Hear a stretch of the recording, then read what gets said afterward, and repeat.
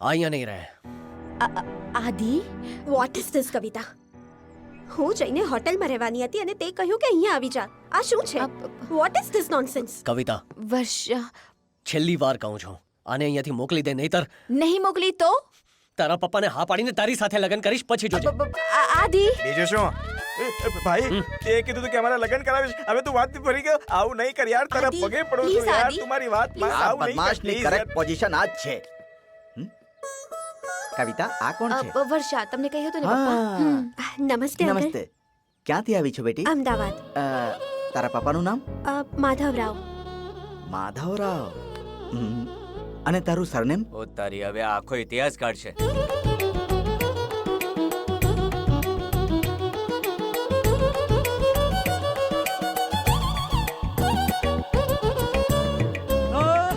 તને ખબર છે બાજુનું ઘર કોનું છે? કોનું છે? મારું છે. ઓહો, તમારું ઘર છે? અરે દીકરા, આ તો અમારા વચ્ચેની જ છે. આ બધા ઘરના જ છે. ચૂપ રહે. દીકરા, આ તો આપણા શહેરની છે. તું બહુ થાકી ગઈ હશે, ચાલ આરામ કર. દીકરા, ખાવાનું કેમ બન્યું છે? ફ્રેશ મટન લઈને આવ્યો હતો. સારું બન્યું છે ને? એ રાજુ, મને પણ એક પીસ આપને. અરે નાનો કેમ આપે છે? બધા પીસ નાના છે તો હું શું કરું? એ સારી રીતે વાત કર. હું જોઉં છું તારા નખરા વધતા જ જાય છે. હા, ઠીક છે, ઠીક છે. પપ્પા, વર્ષા, અરે આ શું છે દીકરી? લાગે છે મારા માટે કંઈક બનાવીને લાવી છે. અંકલ, હું તમારા માટે ચોકલેટ કેક બનાવીને લાવી છું. વાવ, લુક ડેલિશિયસ. વાહ વાહ વાહ વાહ વાહ. દીકરી, તે તો મને આ ખવડાવીને આપણા દેશની યાદ અપાવી દીધી. અરે આદિ, કેક ખાઈને જો, બહુ સરસ છે. સુપર. ઉભો રહે, હું તને ખવડાવું છું. હા અંકલ, અંકલ એક મિનિટ, મને ચોકલેટ પસંદ નથી. પણ દીકરા, આદિ આદિ સાંભળ તો. આદિ,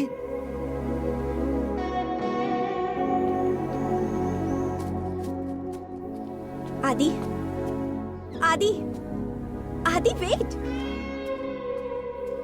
આદિ ઉભો રે, મને વાત કરવી છે. પ્લીઝ આદિ વેટ. Varsha, I'm sorry.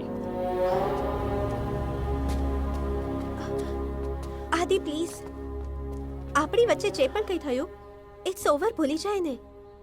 મને પણ બહુ દુઃખ થયું, પણ આપણે બધું ભૂલીને ફ્રેન્ડ્સની જેમ તો રહી જ શકીએ છીએ ને. અને એવા ઘણા લોકો છે જે બ્રેકઅપ પછી પણ ફ્રેન્ડ્સની જેમ રહે છે, આપણે પણ રહી શકીએ ને. મને લાઈફમાં બે વસ્તુ પસંદ નથી, એક ચોકલેટ અને બીજી તું. ફ્રેન્ડ્સ બનીને રહીશું, જઈને કામ કરતા રહો. તારી પાસે બીજો કોઈ ઓપ્શન નથી. જો તું જેમ ઈચ્છે છે તેમ તારા મિત્રો સાથે વાત કરી શકે છે, પણ કાલથી આપણે એક જ ઓફિસમાં કામ કરવાના છીએ. And you have to remember, હું તારી સુપેરિયર છું. મારી પાસે દરેક વસ્તુ અપ્રૂવ કરાવવી પડશે, યાદ રાખજે.